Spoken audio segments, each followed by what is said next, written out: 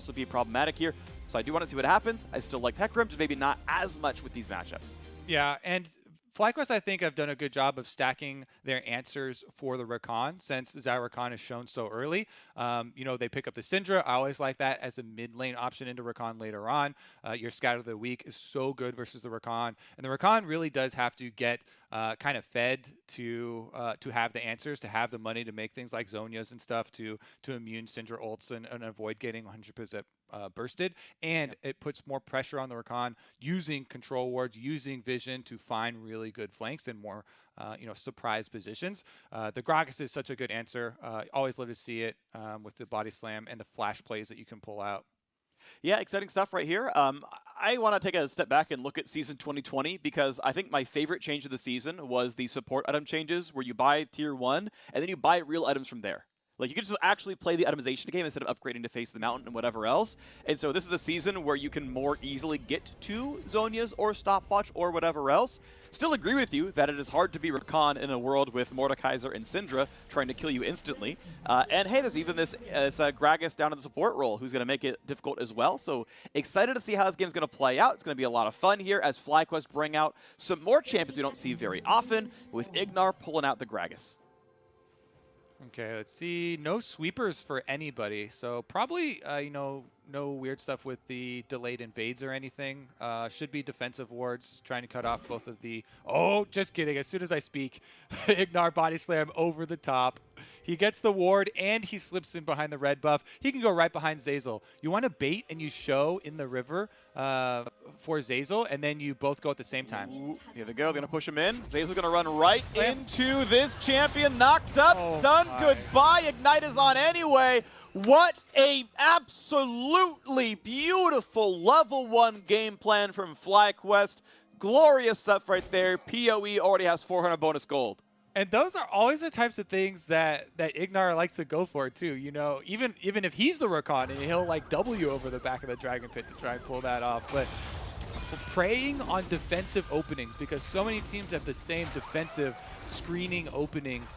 Just watching the entrances from the river, Gragas has not been picked in quite a long time as a support, and IgNar is able to get just over the back of the Dragon Pit, making sure, of course, you want to go over the upper kind of part of the back of the Dragon Pit so that the person in Tribrush can't see you. IgNar did just that, and we saw all how it went down. Perfect timing on the pincer. He doesn't show until he's in range for the body slam, and that is critical because it gives enough time for Santorin to get there with the Volibear stun to follow it up and have just enough damage with Ignite to take him down, even going over the wall. All right, beautiful start right there. Of course, anyone with Presence of Mind gets 100 free mana. That's going to make Turtle's lane a little bit easier, as that's the typical rune on Ashe down there. So it's going to be nice. It's an extra volley and a half in the laning phase. Early Hawkshot, as expected as well, is going to try to track out what Svenskeren's doing in the jungle. They'll see red is gone. They'll see he's doing red to blue to Gromp. You love top it. side. Instant hey, how's emote. it going, friends? As a jungler playing against Ashe, instant emote, great, I love it. The drone is over my head, giving away all information to my opponents, allowing Santorin to know that he can go for another gank or just pass around through mid, try and get some deeper vision down. Yep.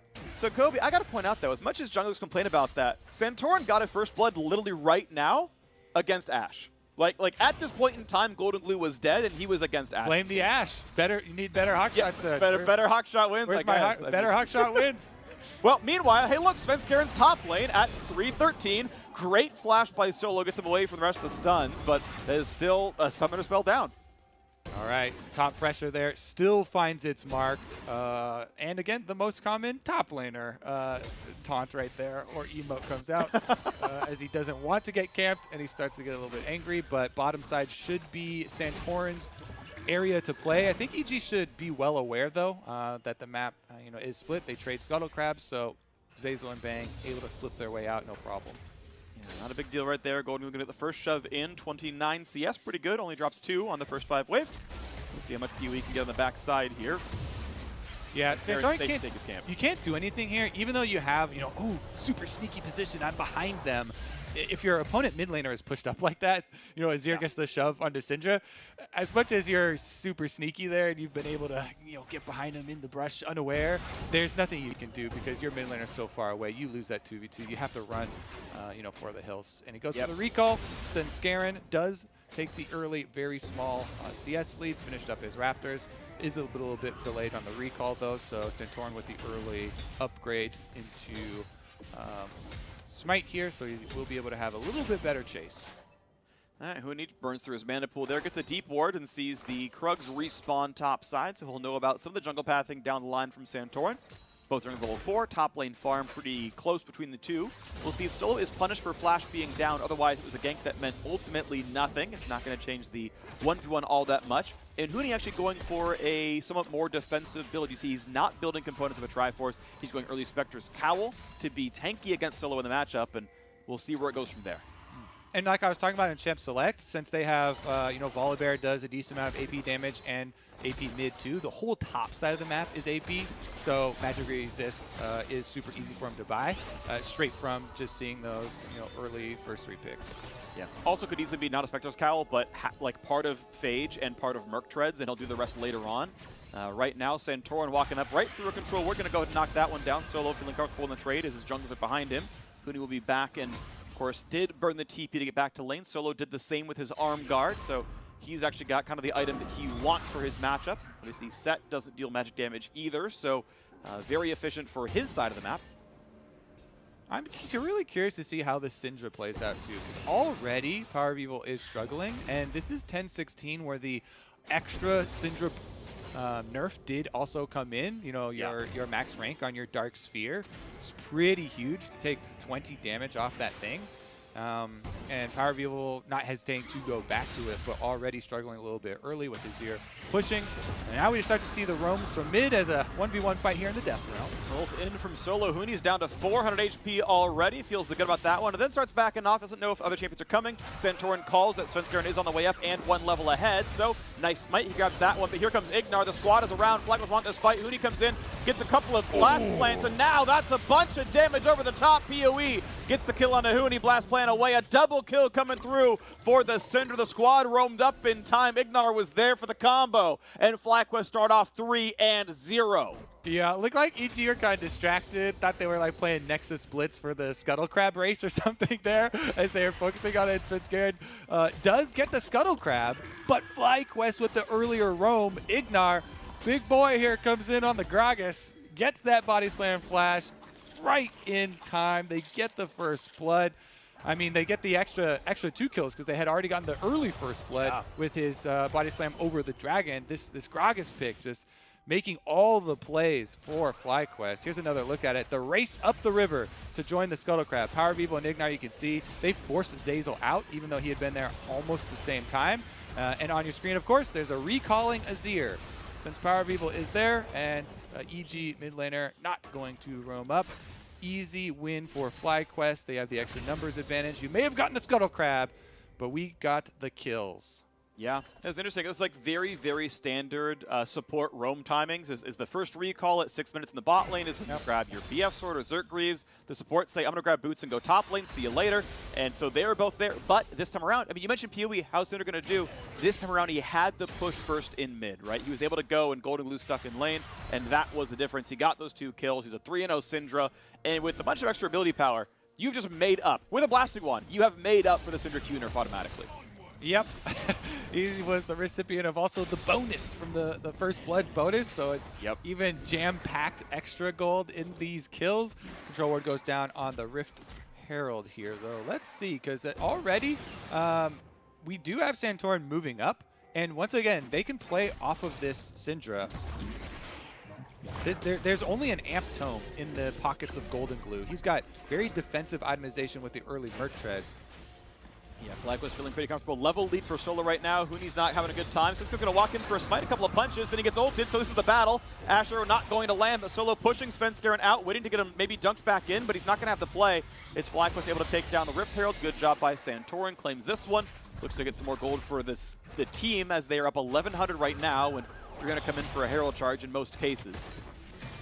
This one is looking really, really one-sided here in the favor of FlyQuest Phreak.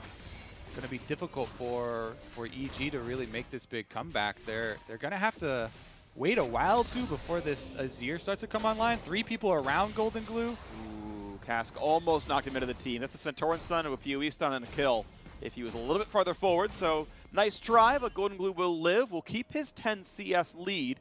But of course, the entire squad has to weather a very small, or actually a pretty meaningful gold deficit at under 10 minutes in. Will be a finished Kyle for Huni, so very much building defensive for his lane for now.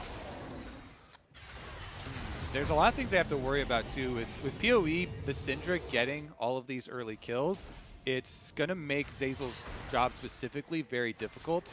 He does have the Merc Tread, so that helps a bit with the counterplay from Scout of the Week, but if you just get ulted, the fully completed Luden Zeko should come in for PowerOfEvil, and that is going to be that. Dragon has started up, though, on the recall of PowerOfEvil, nice. And since this time around, there is a mid difference of EG with GoldenGlue still here. That should be easy objective for EG. Alrighty, nicely done. Yeah, bot lane, mid lane, both recalling makes it pretty simple to walk into the river and grab that one. So Evil Genius is at least fighting back with a neutral objective. No turrets to fall just yet, but we know Rift Herald can make that one happen before too terribly long. No turret plates taken from either team. All 5 up on all 3 turrets for both teams there. We'll see when a push finally does come through. Zeyzal got demolished in the bot lane once, but that plate is still alive. IgNar might want to go in, but not just yet. Level 6, of course, up across the board. No ulti right now for IgNar as he burned it in the mid lane, but has that about 20 seconds, and that might signal a play.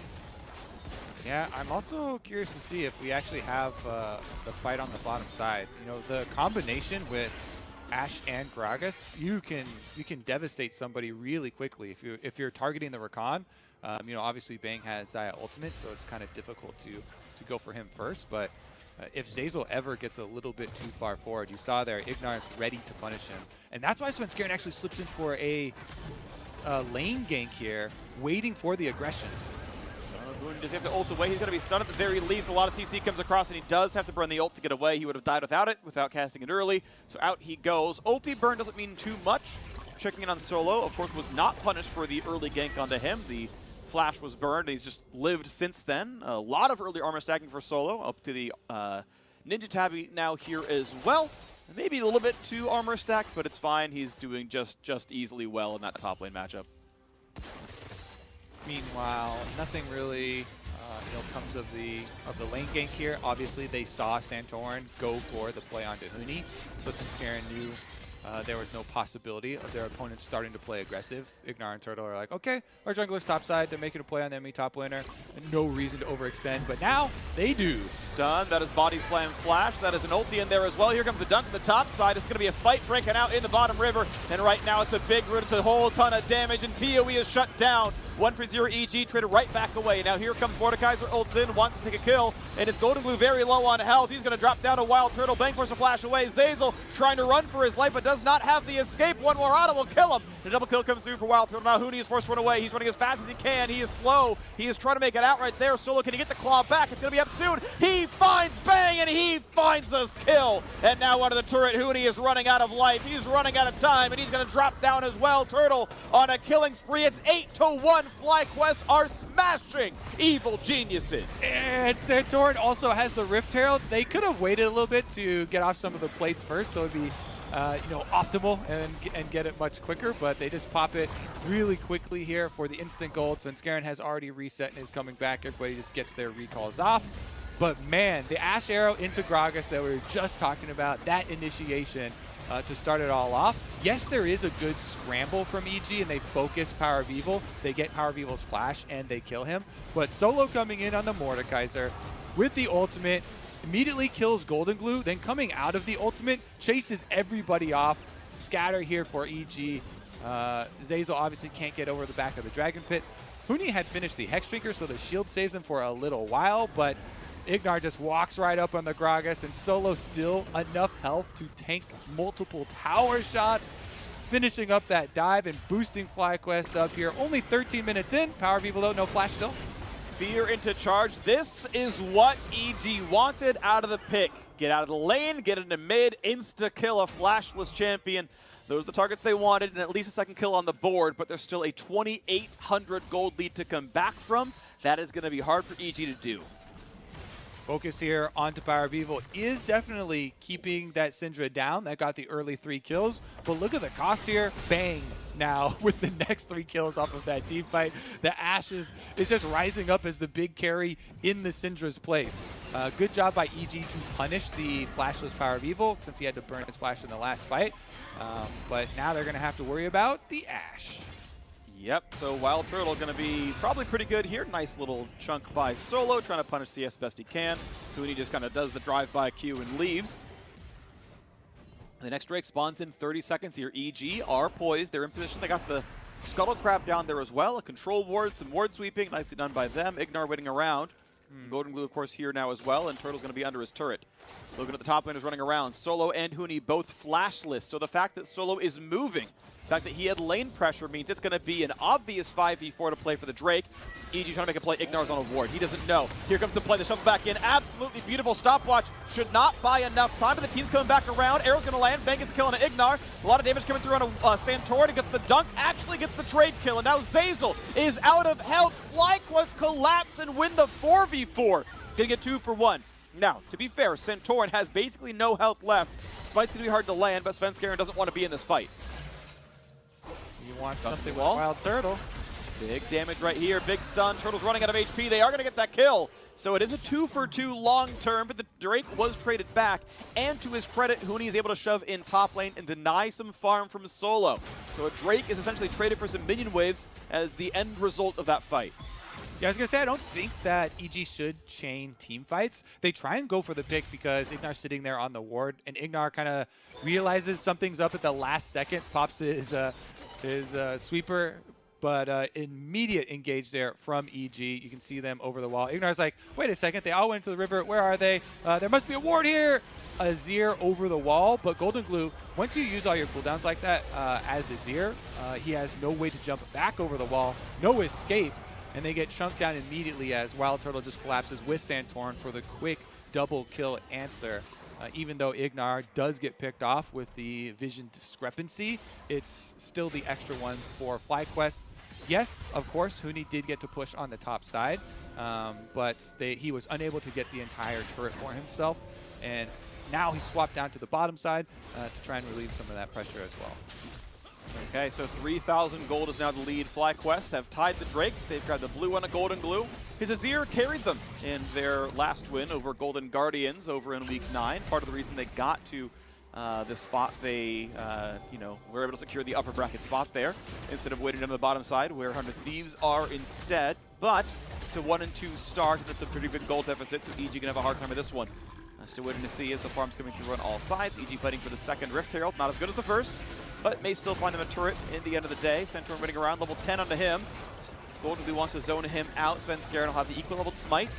Will he walk in for this one? Looking around, it's going to be an easy one picked up. Now the cast brings in GoldenGlue. The charge over the top, though. The arrow's going to maybe find a stun. And how about the charge? How about the knockup? How about the fact that GoldenGlue may just live? And in fact, he will. A 1 for 0 so far as Bang gets the damage. IgNar forced out. Svenskeren is in danger. He's in the death realm. Solo should find this kill. A dunk to buy some time. Solo still finds it. And a second, he was delivered to GoldenGlue. He was delivered that second kill. A nugget for Zeyzal running away for his life. Will stay alive there as well, but I believe that's a 2 for 1. The fight still goes the way of FlyQuest.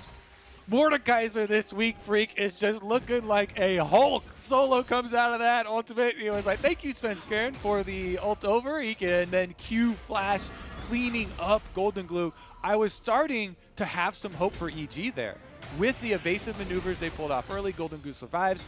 But as soon as Solo ults, he's going to be able to get his kill onto Svenskeren. Then get another one, surviving at full HP here. Also with the pressure, can just bully Huni out. He can even walk up to the turret, take this one himself, gets the local gold easily, and he's jacked. And Turtle is forced to flash away. GoldenGlue chunks him pretty low. Did have ult, held it, I think expecting an early flash. It came out, honestly, in a spot where GoldenGlue, if he had pressed R right away, would have gotten it.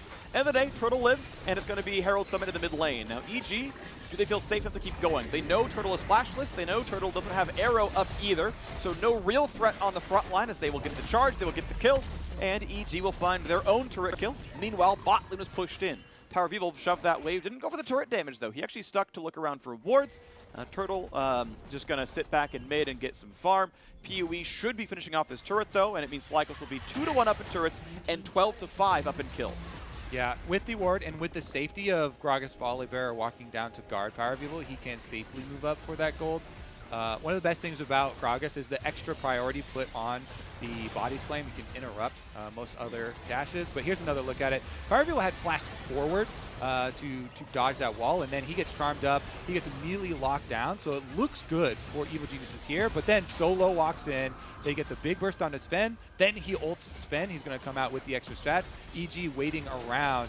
GoldenGlue, there's no hesitation there from Solo. Q flash on Mordekaiser. Immediately ends his life and allows FlyQuest actually map pressure coming out of that fight, even though their mid laner went down first. And look at that, the gold lead. It's growing and growing and growing. 4,000 gold in under 20 minutes. That is a slaughter of a game. This is FlyQuest completely taking over. They are completely demolishing. Huni doesn't have any damage. He's got an adaptive helmet, a Hex Drinker. They don't really have much except for Bang and GoldenGlue trying to be the backline. Bang himself still waiting to finish his second item, though. He's only on Zeyzal right now. Just not a lot of consistent damage. We look at Turtle, 5-1-4 on the Ashe. He's already got Ruin King Hurricane. That's going to be just great. Huni wants in, can't find it. PoE kites away safely enough. Mid lane under a bit of fire as the Azir turret keeps the minion wave under control. EG looking to play around this Drake. It's spawning in 2 seconds, and mid lane will be pushed first by EG. They can take the river first as well. EG got a pretty big deficit here, and the top lane tower is really low, so they could trade away second dragon, not fight another team fight, and try and trade for some extra gold from, top tower, some extra, pressure around the possible Baron setups for later in the game to help them scale up a bit. But they actually, looks like they want to fight the dragon. They set it up themselves. FlyQuest, see if they can go for the initiation. Here we go, some of the front line. Team fight begins. Huni pulled right in the death realm already. The dunk backwards in, and Santorin is just sitting around trying to take a whole bunch of damage. Knock up there from Zeyzal. Big punch comes in. Volibear barely lives. Huni running away with 5 HP there as well, so the re-engage comes in. Easy smite. Gonna be grabbed by Solo, though, and look at that. 3 kills in already. Goodbye, Evil Geniuses. Call it the everything. It's over. This is FlyQuest with control of the map, and they're running a Baron. I was trying to give him options, Phreak. I was like, okay, that top tower, that's real low. Maybe you go for that instead. How about not fighting here? And FlyQuest are happy to take it. Solo comes out of that death realm after chasing Huni over the back of the dragon pit with 100 HP. He just goes right through every champion and the dragon itself coming out of there. Mordekaiser go brrr indeed. Baron buff picked up. And FlyQuest, as you said, will look to cruise here through this series. Looking like game number 2 might be a quick one. Let's take another look. The Ashe arrow from Turtle right onto Huni on the engage allows them another early chunk onto Huni, so Solo's going to win that. Looking at the other part of the 4v5, though, Svenskeren with the ultimate inside. Zeyzal going in for the lockdown onto Volibear. Still gets the ult out. So Santorin able to survive for himself, getting the extra HP, and then Solo comes out of it. And he got a lot of those with the passive burn then, because he was in Sonya's. Yep. And Leandre's helping out as well. Well done to him. Yeah, good passive. Nice passive. Yeah, that's good stuff. That's well done right there. Huni making Hecarim look balanced, man. I don't know. I think if you're going to play a full tank at top lane, when you see pretty much the entire composition, I don't think Hecarim's the pick, I'll be honest. Not looking great into this one. If you're playing the champ at all, why are you building him full tank when you can just play Maokai? Is a question I legitimately have for Huni's champ select here. I think this is actually a problem, something that EG needs to fix, because they are staring down the barrel of a 3-0 sweep. They are about to lose game 2. They had a close game 1 but couldn't hold it on. And this one, it is looking all worse for wear. So, Baron buff on, 3 minutes on the Drake. How much sieging can we get out of FlyQuest? Stun on Huni, that is a flash stun, that is a kill, that is goodbye. And again, the tank drops, the stun on the front line. Svenskeren's gonna drop as well. He gets a shield, it's not gonna matter, he is gonna die. Double kill again for PoE, the pullback, goodbye to Zeyzal. Solo kill for Solo himself. He is godlike on this Mordekaiser. And now, the turret is gone. Bang can try to run, he can get a root. I don't think anyone cares, he's gonna drop as well. 4 unanswered kills, ready to push into the base. FlyQuest are like, Who said we're a slow team? We could easily just keep split pushing with our Baron. Mordekaiser had a free lane bottom lane. That was a 4v5 mid. Like, you know what? Let's just force 5-on-4. Start channeling the teleport. Boom. Whoop. They get every kill, end the game. 24 minutes in, the inhib is cracked. 8 seconds on most of the respawn timers. Minion wave into the base. Can EG try to fight? There's a chance they live. I don't know if they ever win, but they can certainly try. IgNar knocks them back. There's the combo. There's the pull-in. There's a dunk back. Huni's going to burn the zone, but that's going to be a kill on a Svenskeren. One on a Huni as well. Turtle stays alive. Only one death this game. 0 for Santorin. 0-0-18.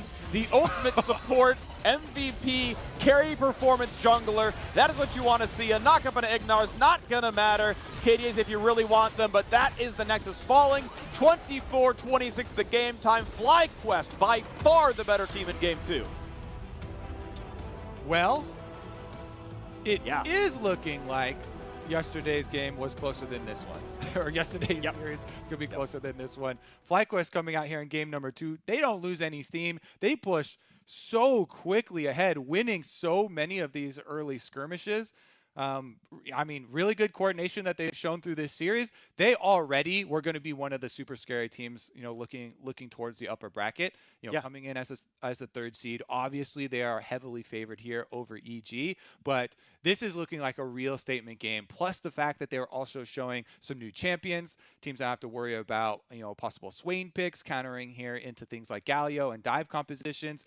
FlyQuest are looking real good, my friend. Yeah, and that's impressive. That is, I think, one part, the power preparation, where, you know, again, I like the Hecarim was prepared. I think it's a good pick. I think it's cool. I'll get off that one for now. But the fact that they said, look, what is GoldenGlue's most played champion, or what is he going to play a fair bit of? There's only one Galio pick, actually, so far in the regular season. They said, you know what? This is a common style for them. We think they're going to play something a bit supportive in the mid lane. So let's go ahead and get Swain ready as the counter pick. I don't know if that was because of EG, if it was because Pee-wee thought it was a good champion overall, but it was a great matchup. They dismantled the mid lane, and then everyone else firing on full cylinders. We, of course, get the chance to reverse sweep. We get to see if EG can have something else prepared, but it